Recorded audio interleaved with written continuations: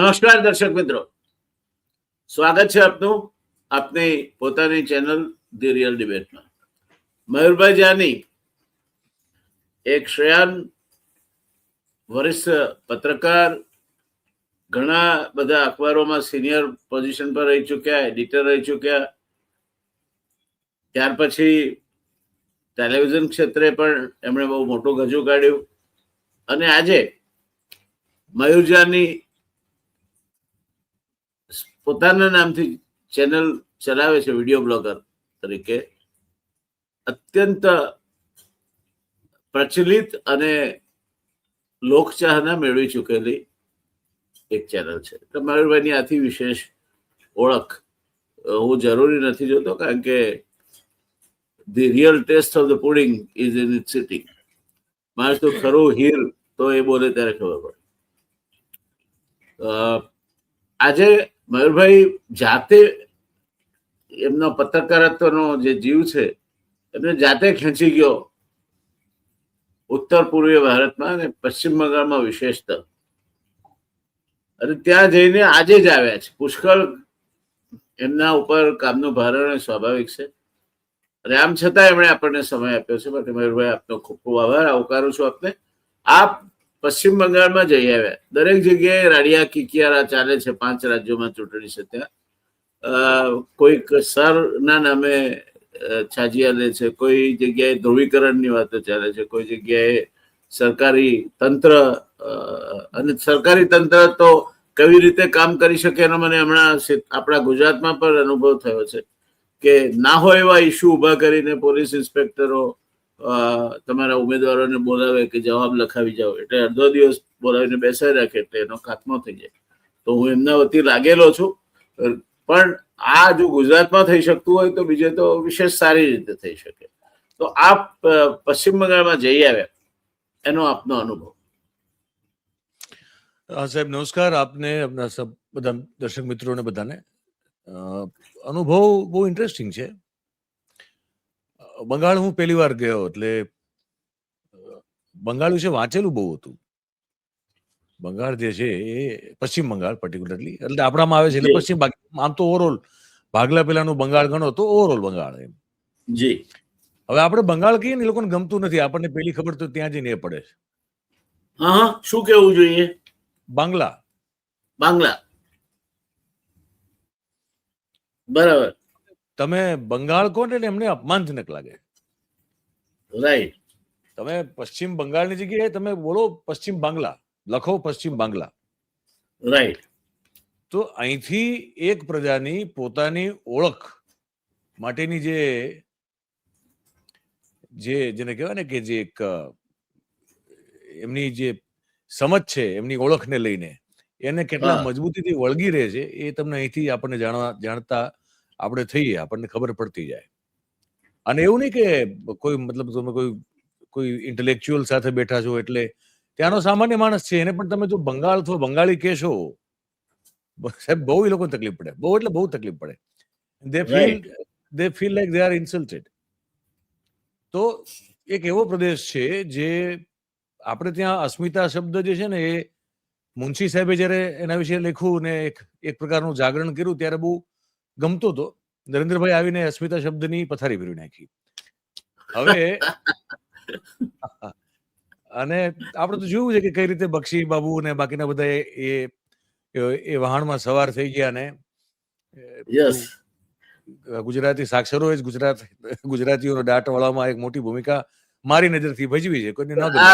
મયુરભાઈ sorry, પણ એક કહેવત સંસ્કૃતમાં એવું કહેવાય છે કે સાક્ષરા વિપરીતા રાક્ષસા ભવંતી. એટલે આપણા સાક્ષરો જે તે સમયના હતા 2000ના આળાગાળાના, એ બધાએ આપણી સાથે એક પ્રકારની આમ જુઓ તો મારી દ્રષ્ટિએ તો છેતરપિંડી કરેલી છે. અને છે કે પછી એ અલગ વિષય છે, પણ મારો પોઈન્ટ છે કે ત્યાંના જે સાક્ષરો તો છે એ સાક્ષરો ઉપરાંત તમે સામાન્ય માણસને પણ મળો, જે પછી એમાં હિન્દુ કે મુસલમાન કોઈ ફેર નથી પડતો, કે મતુઆ હોય જે ત્યાંની બહુ મોટી પ્રજાતિ છે, જનજાતિ છે, તો તો આ બધા માટે એક વસ્તુ બહુ ક્લિયર છે કે તમે એટલે આ ભારતના લોકોને અમારા પ્રદેશનો અને અમારા વિશેનો ઉચ્ચાર જ બરોબર કરતા નથી આવડતો. ત્યાંથી તો એમને એ તકલીફ ઊભી થાય છે. અને આઈ થિંક ઓમાર બાંગ્લા, સોનાર બાંગ્લા. બાંગ્લા, હા, બિલકુલ. એટલે મને જે અનુભવ થયો, મેં કીધું કે એકદમ સામાન્યમાં સામાન્ય માણસને મળીએ અને અત્યંત ઉચ્ચ કક્ષાના વિદ્વાન વ્યક્તિને મળ્યા બાદ કે બંગલા આપણે પણ ઉચ્ચારણ ચોખ્ખું કરવું પડશે. એટલે હું હવે પ્રયત્ન કરું છું હું બરોબર બોલું એમ, કારણ કે દરેકની પોતાની ઓળખનો સવાલ છે. હું અસ્મિતાનો મામલો એટલે લઈ આવ્યો હતો કે એ લોકો અસ્મિતા શબ્દ પણ વાપરતા નથી. ઓળખ શબ્દ છે. એમની ઓળખ, એમની આપણે પહેચાન જે કહીએ એ એમને બહુ વાલી છે. અને એ ફેબ્રિકને એ લોકો ડિસ્ટર્બ થવા દેવા માંગતા નથી. બહુ મોટો ફરક બીજો એક એ છે કે વાંચેલું આપણે ઘણું બધું છે, પણ જઈએ તો અનુભવ થાય અને પછી ઘણો વધારે સારો અનુભવ થાય. બેઝિકલી પિતૃસત્તા ધરાવતી સંસ્કૃતિ નથી ત્યાં. માતૃસત્તા ધરાવતી સંસ્કૃતિ. એટલે સ્ત્રીનું જે સ્થાન છે એ હંમેશા કોઈ પણ ઘરમાં, પછી અગેન એ હિન્દુ હોય, મુસ્લિમ હોય, આદિવાસી હોય, ઓબીસી હોય, કોઈ પણ હોય, એના માટે સ્ત્રીનું જે સ્થાન છે એ સ્થાન હંમેશા પ્રથમ છે ઘરની અંદરમાં, અને પછી કોઈ પણ પુરુષ આવે. મમતા બેનર્જી એ માતૃસત્તાનું પ્રતીક છે એ રીતે જોવામાં આવે છે. કારણ કે ઘરોમાં પણ સ્ત્રી જે છે એનું જેમ મતલબ કે ડોમિનન્સ ગણો તો ડોમિનન્સ, અથવા પ્રભાવ ગણો તો પ્રભાવ, વર્ચસ્વ છે. હા. અચ્છા, હવે દેવી દેવતાઓની વાતો કરવામાં આવે તો પણ ત્યાં મહાકાળીથી ઉપર કોઈ છે નહીં. આ પણ વાસ્તવિકતા છે. બે જે મંદિર છે એના, એક તો આ ઘાટ ઉપરનું મંદિર, અને બીજું જ્યાં રામકૃષ્ણ પરમહંસ દેવ જે પૂજા કરે, દક્ષિણેશ્વર. એ બંને મંદિરોમાંથી જે દક્ષિણેશ્વરનું મંદિર છે એ તો પાછું જે તે સમયની દલિત કો અથવા તો પછાત, આપણે જે કહીએ છીએ પછાત વર્ગની જે આખો એક વર્ગ હતો જે હજી છે, એની એક રાણીથી, એ લોકોનું પણ એક નાનકડું રજવાડું હતું. રાણી Rasmati, if I am not wrong, તો રાણી રાસમતી નામ, એના દ્વારા એ બંધાવેલું, પ્રસ્થાપિત કરેલું, પ્રાણ પ્રતિષ્ઠિત કરાવેલું મંદિર છે. અને ત્યાં જનરલી એ પછી અગેન પછી ઇન્ટર સોશિયો કોન્ફ્લિક્ટમાં જતા રહીશું, અત્યારે એવું નથી કરવું. તો એ જે મંદિર છે એનું બહુ મોટું મહત્વ છે. અને બીજું જે ઘાટ ઉપર છે જ્યાં એ બે મૂળ, એટલે મૂળ પૂજા થાય તો મહાકાળીની છે. આ પણ સમજવા જેવું છે. હવે અહીંયા તમે જય શ્રી રામના નારાઓ ઘુસાડી નહીં શકો, કારણ કે કલ્ચર નથી એનું. સંસ્કૃતિ જુદી છે. સંસ્કૃતિ જુદી છે.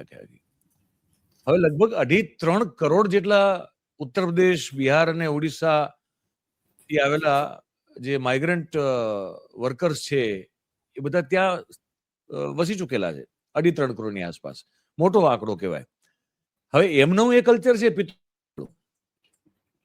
એટલે ઘુસપેઠ જે છે ને, આજે જો તમારે એ રીતે જોવું હોય તો ઘુસપેઠ બાંગ્લાદેશથી થતી નથી. કારણ કે બાંગ્લાદેશનું અગેન ઇન્ટરેસ્ટિંગ છે, બાંગ્લાદેશનું અને આખો જે બેલ્ટ છે એ બધાનું કલ્ચર સેમ છે. ત્યાં કલ્ચરલ ડિફરન્સીસ નથી, હા અમુક ઇન્ટેલેક્ટ ડિફરન્સીસ છે. તો આજે આપણા જે બિહાર, ઉત્તર પ્રદેશ કે ઓડિશાથી જે લોકો જાય છે, એમાં પર્ટિક્યુલરલી બિહાર અને ઉત્તર પ્રદેશથી જે લોકો ત્યાં વસેલા છે, એમનું કલ્ચર છે પિતૃસત્તાનું કલ્ચર. એટલે એક પ્રકારની ઘુસપેઠ ત્યાંથી ત્યાં થઈ રહી છે. પણ મને એક બે વિદ્વાને એવું પણ કીધું કે બિહાર અને બંગાળનો સંબંધ તો બહુ આમે વર્ષો જૂનો છે. એ કોઈ એવું હતું નહીં કે ભાઈ કોઈ અમે એમ કે અલગ રીતે એને સમજતા હોય કે એ લોકો અમને અલગ રીતે જોતા હોય. હા, જ્યાં સાંસ્કૃતિક ફરક છે વિચારમાં, એ છે, પણ એકબીજાને અમે રિસ્પેક્ટ આપતા રહ્યા કાયમ માટે. તો જય શ્રી રામ વાળો નારો અને એ જે ધાર્મિક ઉન્માદ એ નારા દ્વારા જગાવવાની જે વાત છે, એ બંગાળમાં મહદઅંશે શક્ય નથી એવું મને મારા પ્રવાસમાં લાગ્યું. બીજું એ છે કે હું જે સમજો એ છે કે અહીંયા અગેન રિલિજિયસ નથી, પણ એથેનિક મામલો છે આખો, વંશીય મામલો છે આખો. વંશીયમાં કેવું છે કે અહીંયા બંગાળ જે છે એ બહુ લાંબા સમય સુધી આખો ગોડ રાજ્યને પછી જો બાદ કરો પછીનો સમય અને મિડ તમે મિલેનિયમ જો પાછલું મિલેનિયમ જે હતું એમાં જો તમે વચ્ચેના ગાળાથી લઈને આગળ તમે જુઓ તો મોટેભાગે મુસ્લિમ્સ દ્વારા એ શાસિત આખો પ્રદેશ રહ્યો, મુસલમાનો દ્વારા શાસિત રહ્યો. રોબર્ટ ક્લાઇવે આવીને જ્યાં સુધી અંત ન કર્યો ત્યાં સુધી. તો 1757માં એ અંત કરવામાં આવ્યો મુસ્લિમ શાસનનો. તો 1757 લગભગ એના પહેલાના 250-300 વર્ષ એ મુસ્લિમ શાસકો દ્વારા શાસિત રાજ્ય હતું. પણ ત્યાં કુરાન તલવારની ધાર ઉપર નથી પહોંચેલું, એ પણ હકીકત છે. ત્યાં જે કન્વર્ઝન જે છે એ અગેન બ્રાહ્મણ સત્તા ના કારણે જે જાતિગત ભેદભાવો જે તે આપણે મધ્યયુગમાં જોયા, એ ભેદભાવોના કારણે એ પીડાથી અથવા તો એ ત્રાસથી થાકી કંટાળી અને કન્વર્ટ થયેલા મુસ્લિમોની સંખ્યા બહુ મોટી છે ત્યાં. અચ્છા, હવે નામ ઘણા બધા સરખા, ત્યાં ઘણું બધું એટલું બધું અલગ છે કે જે ઘણી વાર એટલે થોડું ઘણું મને સૌરાષ્ટ્ર જેવું લાગ્યું. સૌરાષ્ટ્રમાં પણ ઘણા બધા મુસલમાનોના નામ પુરુષ હોય કે સ્ત્રી હોય તો તમને હિન્દુ જેવા લાગે. અટકોમાં ઘણી બધી વાર તમને એવું લાગે. એવું બંગાળમાં છે. એટલે હિન્દુ અને મુસલમાન છે એટલા માટે વેરઝેર છે અથવા તમે ક્લેશ ઉભો કરશો એવું બહુ ઓછું છે ત્યાં. ત્યાં આઈડિયોલોજીકલ ફાઇટ છે અને એથનિક ફાઇટ છે. એટલે જે બ્રાહ્મણ સત્તા જે લોકો નો વિરોધ કરવા માટે ધર્મ પરિવર્તન કર્યું અને પછી મુસ્લિમ શાસન ત્યાં રહ્યું, પછી તો અગેન પછી અંગ્રેજ આવ્યા અને અંગ્રેજ આવ્યા ત્યારે જે અગેન વિદ્વાન અને પ્રબુદ્ધ બ્રાહ્મણો દ્વારા ઈશ્વરચંદ્ર વિદ્યાસાગરથી લઈ અને બંકિમચંદ્ર થી લઈને વી કેન નેમ ગુરુદેવ સુધીના, ગુરુદેવ સુધીના, બિલકુલ ગુરુદેવ સુધીના. હવે એ જે બ્રાહ્મણો દ્વારા પ્રો ઇંગ્લિશ, પ્રો બ્રિટિશ, સુધારાવાદી પણ pro British, on the tune of British જે વર્તન અને વ્યવહાર થયો, એ પણ ત્યાંના બેઝિકલી મોટાભાગના લોકોને બહુ ખૂંચે છે અત્યારે પણ, આજે પણ ખૂંચે છે. એ મારા માટે બહુ નવાઈની વાત હતી. ઈશ્વરચંદ્ર વિદ્યાસાગરે જે રીતે બાંગ્લા ભાષા ને મઠાયરી, એ પાયોનિયર છે એના. આજની જે બાંગ્લા ભાષા છે એના રચયિતા છે, એના પાયોનિયર જેમ કે ચાલે છે લખાણમાં. એટલે સંસ્કૃત પ્રચુર તો ન કહેવાય પણ સંસ્કૃતનો ઘણો બધો એમાં ઉપયોગ છે. જે ત્યાંના બેઝિકલી જે મૂળ નિવાસીઓ એટલે કે મૂળ જે રહેવાસીઓ છે, જે બંગાળ છોડીને ક્યાંય બીજે ગયા પણ નથી, જે ત્યાં છે, પછી એમના કદાચ ધર્મ બદલાણા હોય અથવા એમની કદાચ થોડીક બિલીફ સિસ્ટમ બદલાણી હોય, પણ એ તો એ જ છે જે હતા અને એ ત્યાં જ રહે છે અને એની સંખ્યા બહુ મોટી છે. તો જે આ ભદ્ર વર્ગ છે એ ભદ્ર વર્ગની સામે ગુસ્સો છે, એમાં ના નથી. પણ મમતા અને એ લોકો ભદ્ર વર્ગમાં નથી માનતા. Mamata is like a mother figure or મોટી બેન ફિગર, માત્ર સંસ્થાનું પ્રતિનિધિત્વ કરે છે. એટલે એમના જે પ્રશ્નો એકબીજા સામે છે એ વંશીય છે, વંશીય રીતે એથનિક રીતે એકબીજાની સામેના પ્રશ્નો છે. પોલિટિકલ આઈડિયોલોજી ને લઈ અને ભયાનક કટ્ટરતા જોવા મળે છે, પણ એ પોલિટિકલ આઈડિયોલોજી એમને રિલિજિયસ હેટ્રેડ તરફ લઈ જાય એવું દેખાતું નથી કોઈ પણ હિસાબે. હા, પોલિટિકલ આઈડિયોલોજી જેટલી કટ્ટર છે કે પોલિટિકલ વાયોલન્સ એમના માટે બહુ સામાન્ય વાત છે. અને એ કોંગ્રેસ 20 વર્ષ હતી તો એને પણ કર્યું, 34 વર્ષ લેફ્ટ હતું તો they also had the political violence, and TMC is also doing the political violence. BJP is also doing the political violence. Political violence is not a new thing for me, new thing for them. એ એમના political DNA માં છે.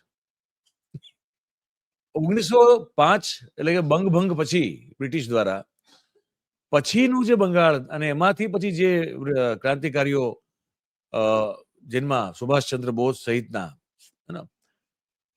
એ લોકો માટે પાછું આખા બંગાળના તમામ આ બધા જે લોકો ભદ્રવર્ગને ઘૃણાથી જુએ છે એ બધા આ બધા માટે પાછા માનથી જુએ છે, કારણ કે તે ફોટ અગેન્સ્ટ ધી બ્રિટિશ.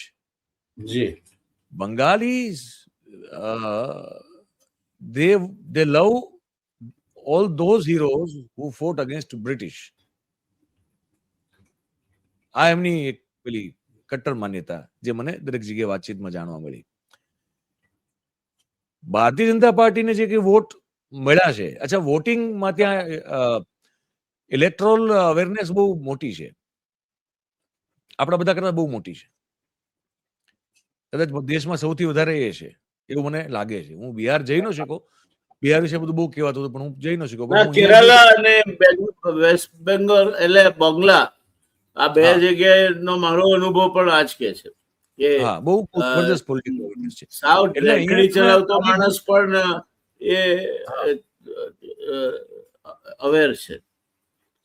એટલે તમે બૂથ ઇલેક્ટ્રોનિકલી હાઇજેક કરી અને ઇલેક્ટ્રોનિકલી મત નખાવી શકો એવી ઘટના અહીંયા હું થઈ શકે એવું જોતો નથી, પેલી વાત. બીજી વાત, SIR ને લઈને જે હોબાળો થયો એમાં છેલ્લે જે સુપ્રીમ કોર્ટે એક છૂટ આપી દીધી કે ભાઈ 21 તારીખ સુધી પણ જે લોકોના નામ ક્લિયર થઈ જાય તો એ લોકો 23 તારીખ પહેલા ફેઝમાં અને પછી એક જેના અમારા ખ્યાલથી 27 તારીખ સુધીમાં ક્લિયર થઈ જાય એ લોકો 29 તારીખે વોટ આપી શકે. મને એક ઇનર સર્કલ જે છે TMC નું, એના એક પદાધિકારી છે એની સાથે હું બેઠો હતો, વાતચીત કરતો હતો, ત્યારે એમણે મને એવું કીધું કે તમે આ ચુકાદાને કેવી રીતે જુઓ છો અત્યારે આવું અચાનક ચૂંટણી પહેલા? મેં કીધું હું તો એ રીતે જોઉં છું કે તમારી પ્રત્યે પણ સુપ્રીમ કોર્ટમાં કોઈ છે જેને સોફ્ટ કોર્નર છે. I see that way. He did not say anything, he just laughed. He actually did not laugh, he just smirked. આપણે કહીએ ને મરક્યા. Right. He said nothing about it. Then he changed the topic. એટલે મને જે સમજાય છે એ સમજાય છે કે SIR માં જે સ્ટેટ બીજેપી છે, બંગલા સ્ટેટ, પશ્ચિમ બંગલા સ્ટેટ બીજેપી, એ નારાજ છે આ SIR ની ગતિવિધિથી. They are not happy with this. West Bengal state BJP is not happy with what has happened through SIR. તો વોટ તો જેટલા TMC ના કપાય છે એનાથી વધારે લેફ્ટના કપાણા છે. લેફ્ટ જે છે જનરલી અથવા એની આસપાસ જ લેફ્ટના કપાણા છે. હવે લેફ્ટ જે છે એનો એક આટલા વર્ષો શાસન કરેલું છે એટલે એનો હજી એક ડેડિકેટેડ વોટર એક મતદાતા વર્ગ છે. એ વોટિંગ બીજેપીમાં ટ્રાન્સફર લાસ્ટ ટાઈમ પણ થયું હતું. એ વોટ બધા ત્યાં જતા રહ્યા હતા. હવે એમાંથી ઘણા કપાણા છે એટલે બીજેપીને પણ એટલો ફટકો છે એકચ્યુઅલી. અને માલદા અને મુર્શિદાબાદ વાળી વાત આવે ત્યાં TMC નું એટલું બધું આમ ગ્રાઉન્ડ નથી. કોંગ્રેસ વધારે સ્ટ્રોંગ છે ત્યાં. અમુક જગ્યાએ લેફ્ટ અને અમુક જગ્યાએ કોંગ્રેસ સ્ટ્રોંગ છે. તો ત્યાં લેફ્ટ વધારે વોટ કપાણા છે, TMC વાળાના ઓછા કપાણા. ત્યાં એક પોલિટિકલ ડ્રામા થયો. આખા દેશને એવું લાગ્યું કે અરે આ તો TMC ના વોટ કપાઈ ગયા, પણ એટલા બધા વોટ ત્યાં TMC ના કપાણા હતી એવું મને ત્યાં પહોંચ્યા પછી ખ્યાલ આવે. એટલે હું જે સમજીને આવ્યો એ છે કે એક તો આ પ્રદેશને એટલી જલ્દી એટલી સહેલાઈથી ઇન્ટિમિડેટ કરી શકાય એવું નથી. જે ભારતીય જનતા પાર્ટીની જે કરવાની પદ્ધતિ છે એ પદ્ધતિથી એટલું બધું ઇન્ટિમિડેટ નહીં થાય. યસ. હવે વાત આવે છે કે જો તમે ગ્રાઉન્ડ ઉપર પણ લોકલ એડમિનિસ્ટ્રેશન ઉપર મમતા બેનર્જીની પકડ છે ઘણી બધી, એ દેખાઈ આવે છે. એ અદભુત પકડ છે. હવે તમે ગમે એટલા બહારથી ઓબ્ઝર્વર લાવશો, ડેપ્યુટેશન ઉપર નિમણૂકો કરશો, ઇલેક્શન કરાવવાનો પ્રયાસ કરશો, અર્ધલશ્કરી બળ લગાડશો, બધું બરોબર છે, પણ છેક ગામડાનો તળિયાનો માણસ જે છે એ તો હજી મોટે ભાગે એ મમતા પ્રત્યે જ એ પોતાનો વોટ જતો દેખાય છે, એને એ નાખવા માંગે. તો તમે ઇલેક્ટ્રોનિકલી થપ્પાઓ મશીન બૂથ કેપ્ચર કરીને નહીં મરાવી શકો. અહીંયા પોસિબલ નથી. SIR માં જો એવો કોઈ ફેર પાડી શકા નથી. બીજેપી તરફી. તો છેલ્લે જે વધે છે મારી સમજ એવી છે, મારું માનવું છે કે એ મશીનની અંદર એક જે ઘણી બધી જગ્યાએ કરેલું છે એમણે, એને મારું એવું સ્પષ્ટપણે માનવું છે, મારું પણ માનવું છે, કન્નન ગોપીનાથનનું પણ માનવું છે કે એ જે સિમ્બોલ લોડિંગ યુનિટ જ્યારે એમાં સિમ્બોલ નાખવા પડે ને જ્યારે તમારે એને એડ કરવા માટે, હા, એટલે સ્ટેન્ડ એલોન તો છે જ નહીં, મશીન કોઈ સ્ટેન્ડ એલોન મશીન નથી. ત્યારે એની સાથે એક માણસ આવે છે અને એ સિમ્બોલ લોડ કરે છે જે તે કોન્સ્ટિટ્યુન્સીમાં, જે તે બૂથમાં. અને એ સમયે મારું દ્રઢપણે એવું માનવું છે કે એની તપાસ થવી જોઈએ, કારણ કે થવા દેતું નથી કોઈ. મુંબઈ હાઈકોર્ટે પણ જ્યારે હમણાં ઓર્ડર કર્યો ચાંદીવલી વિધાનસભા 2024 ને લઈને, તો ત્યાં પણ ઇલેક્શન કમિશનના અધિકારીઓ એવું જ કીધું કે અમે આ ચાલુ કરીએ, ચાપ પાડી દઈએ, લાલ દેખાય બત્તી એટલે મતલબ ઓકે છે, બસ બીજું કઈ આમાં તમને તપાસ કરવા નહીં દઈએ. એટલે જે સિમ્બોલ લોડ કરતી વખતે જે પ્રોગ્રામ લોડ કરવામાં આવે છે એવું મારું દ્રઢપણે માનવું છે. હવે એ જો અટકાવી શકાય અથવા જો એ કરવામાં સફળ થાય બીજેપી, તો ગ્રાઉન્ડ ઉપર ખરેખર 60 સીટો આવે તો બહુ મોટી વાત છે. 294 માંથી 60 આવે તો પણ બહુ મોટી વાત છે. 60 ની બીજેપી તો સરકાર રચીશુંની વાત કરે છે. ના, એટલે એ તો જ પોસિબલ છે જો હવે આમાંથી એ તો બધું જ કરશે. હું આપને સરળ મારો અનુભવ કહું. સિદ્ધપુર મત વિસ્તારમાં વિધાન એટલે નગરપાલિકા, તાલુકા પંચાયત, જિલ્લા પંચાયતની ચૂંટણીઓ ચાલે છે અને હું ત્યાંનો વતની છું અને પૂર્વ પ્રતિનિધિ રહી ચૂક્યો છું વિધાનસભામાં. અત્યારે કોઈ કારણ વગર મેં અમારા જે કોંગ્રેસના પ્રમુખ છે એમણે ફરિયાદ કરી કે આ 4 જણા ધમકી આપે છે, એટલે મેં પત્ર લખ્યો કે ભાઈ આ ન થાય તે જોજો. આને મુદ્દો બનાવીને બંને પીઆઈ સિદ્ધપુર મિસ્ટર ઝાલા અને પીઆઈ એસઓજી, જે ત્યાં સિદ્ધપુર તાલુકાના જ વતની જ પાછા, એ એક નવું અચરજ છે. એ ઉમેદવારોને બોલાવે છે, તમે વ્યાસ સાહેબે તમારે ફરિયાદ કરી છે, તમને જોખમ છે, તમને ધમકી આપવામાં આવે છે, એટલે અમારે તમારું સ્ટેટમેન્ટ નોંધવાનું છે. એટલે પેલો એક તો 4 કે 4.5 દિવસ પ્રચાર ન મળે, એમાં આ પોલીસ આ ઉપયોગ કરી રહી છે.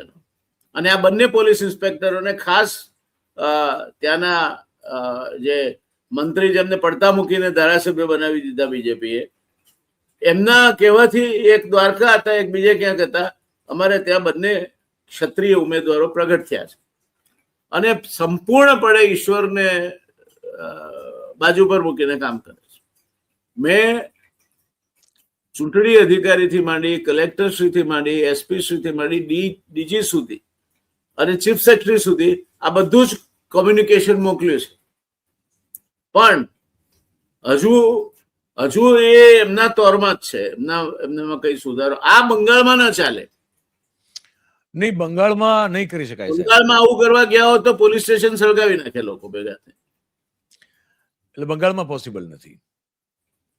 એટલે સીધું શેરી યુદ્ધ જ આવે, એમાં સીધું શેરી યુદ્ધ થાય, બીજું કઈ ન થાય. હા, એટલે એ એમનો મિજાજ છે, એમની ફિતરત પણ છે, એમાં તમે કઈ કરી શકો એમ નથી. એટલે જો બંગાળમાં ચૂંટણીના પરિણામો વિપરીત આવે મમતા બેનર્જીથી, તો પણ એનું કારણ એ કંઈક ગડબડ થઈ છે. બિલકુલ. બાકી જે આપનો અનુભવ છે તે પ્રમાણે 60 સીટથી વધારે 294 માંથી બીજેપી લાવી શકે તેમ નથી. અને છતાં બીજેપી અત્યારે, અને એમના જે આસામના મુખ્યમંત્રી છે એમણે પણ ક્લેમ કર્યું છે. આસામમાં પણ એકચ્યુઅલી તો જમીન ઉપરની સ્થિતિ, કારણ કે નજીક છે એટલે ત્યાંથી પણ સમાચાર મેળવવાનો પ્રયાસ કર્યો, લોકો સાથે મુલાકાત કરી. આસામમાં પણ જે સમીકરણો છે એ ગ્રાઉન્ડ ઉપર તો બીજેપીની તરફેણમાં નહોતા.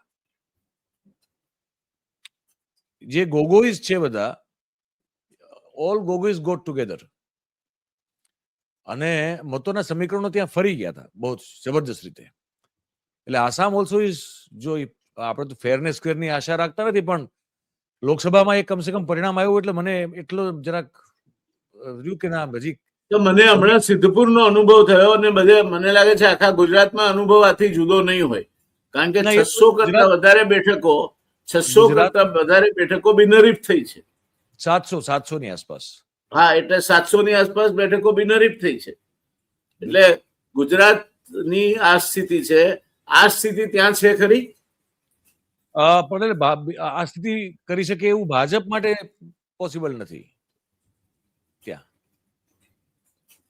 ટીએમસી ધારશે તો દાદાગીરી કરશે ઘણી બધી, એવું લાગે. એટલે ત્યાં કાંડાબળની દ્રષ્ટિએ ટીએમસી રાજ્ય સરકારમાં સત્તા પર પણ છે અને કાંડાબળની દ્રષ્ટિએ ગ્રાઉન્ડ પર અને જમીન પર એની કેડર પણ છે. સ્ત્રીઓને માન સન્માન આપતા લોકો છે basically by nature, by DNA. એમની સંસ્કૃતિ, એમનું કલ્ચર એ રીતનું છે. એટલે એ માટે Mamata is a mother figure for them, all of them. જી જી. એટલે અત્યારે જે પ્રકારની પરિસ્થિતિ છે એમાં સિવાય કે કંઈક આસમાની સુલતાની થાય તો જુદી વાત છે. બાકી પણ આટલી બધી કરી શકશે? મેં બધું પૂછ્યું, મેં બહુ ઝીણા સવાલો પૂછ્યા ત્યાં. જી. મને કે નહીં મયુરભાઈ, એ બીજા બધા રાજ્યોમાં પોસિબલ છે, અમારે ત્યાં પોસિબલ નથી. એનું કારણ છે મને કે અહીંયા TMC exactly cadre base party. તમે સમજો બરો, તમારે કઈ બૂથમાં કરાવવું હોય તો બૂથમાં તમારો માણસ જોઈએ, બીજી બધી જગ્યાએ છે, એમને અહીંયા નથી. તો જો બિહાર, પશ્ચિમ બંગાળમાં ટીએમસી આ કરી શકતું હોય તો ગુજરાતનો મતદાર માયકાંગલો કેમ છે?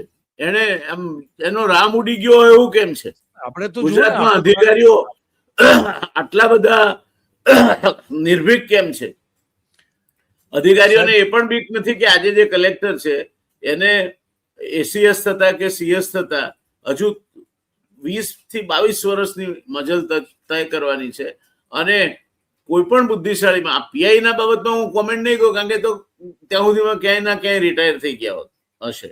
આ બધા પ્રમોટિવ વાળા માણસો છે, પણ એ પણ ભયથી તો પર નહીં હોવા જોઈએ. પણ એમને કોઈની બીક જ નથી.